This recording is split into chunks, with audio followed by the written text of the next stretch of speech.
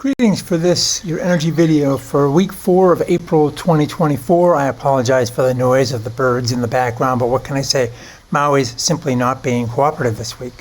Well, in our first story, the New York Independent System Operator, New York ISO, just launched a pioneering program to integrate distributed energy resources, DERs, aggregations into the wholesale electric markets.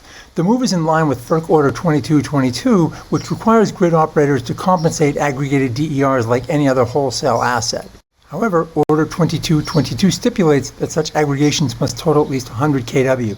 New York ISO's rules cut this to 10 kilowatts. Among other resources, this should help stimulate development of more rooftop solar. And the state's going to need more renewable resources if its flagship offshore wind resource continues to take torpedoes to the bow.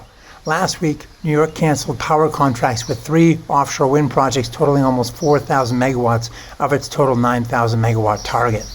New York blames GE, which pulled back from a commitment to make an 18 megawatt turbine that all 3 projects were planning to use.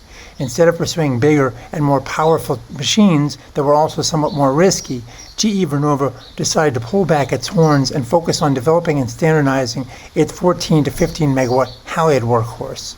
For the developers, smaller machines equate to having to buy and install more turbines, as well as related infrastructure such as connecting transmission cables. The offshore wind industry projects have been bifurcated into pre- and post-COVID phases, with Bloomberg NEF estimating that offshore wind project costs have soared 60% between 2021 and 2024, a victim of increased supply chain costs and rising interest rates. While data center company Equinix is looking to small modular nuclear startup Oklo to supply hundreds of megawatts of energy to future data centers. Oklo's small reactors will be sized to yield about 15 megawatts of power for over 10 years without refueling. According to a financial filing with Oklo's SPAC company ALTC at the SEC, Equinix has ponied up a prepaid $25 million as described in a letter of intent to buy between 100 megawatts and 500 megawatts from future Oklo plants. Nissan is apparently accelerating development of its all-solid-state EV battery, kicking off a pilot production line at its Yokohama factory. The company plans to include the battery technology in a wide variety of future models, which will allow them to offer twice the range for the same volume and weight, while charging in 1/3 the time. Nissan currently plans to launch EVs with solid-state batteries manufactured in its own plants by 2028. That's still a long way out, so a lot can happen. GM is getting into the bidirectional game with a residential offering that will allow customers to engage in vehicle-to-home charging.